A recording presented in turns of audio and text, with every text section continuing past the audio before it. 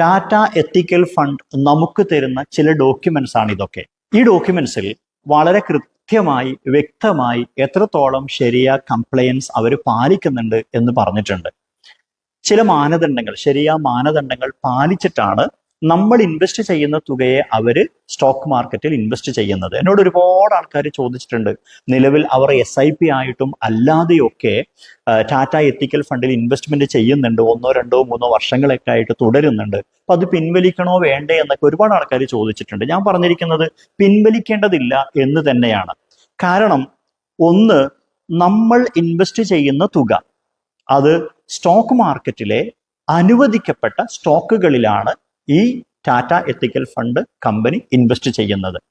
അതിൽ ആൽക്കഹോളിക് പ്രൊഡക്ട്സുകൾ, അതുപോലെ നിഷിദ്ധമായ സർവീസുകൾ, പോർണോഗ്രാഫി പോലെയുള്ള അല്ലെങ്കിൽ നിഷിദ്ധമായ എന്റർടൈൻമെന്റ് മേഖലയിലുള്ള കമ്പനികളെയൊക്കെ അവർ ഫിൽട്ടർ ഔട്ട് ചെയ്തിട്ടുണ്ട്.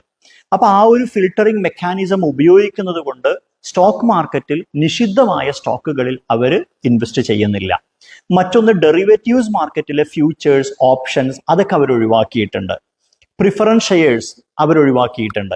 മറ്റൊന്ന്, സ്റ്റോക്ക് മാർക്കറ്റിൽ തന്നെ അവർ ഇൻവെസ്റ്റ് ചെയ്യുമ്പോൾ ഡെപ്റ്റ് ഇക്വിറ്റി റേഷ്യോ നോക്കിയിട്ട് ഒരു ഫിൽട്ടറിംഗ് മെക്കാനിസം കൂടി അവർ ഉപയോഗിക്കുന്നുണ്ട്. ഹൈ ഡെപ്റ്റ് ഇക്വിറ്റി റേഷ്യോ വരുന്ന കമ്പനികളെ അവർ ഫിൽട്ടർ ഔട്ട് ചെയ്യുന്നുണ്ട്.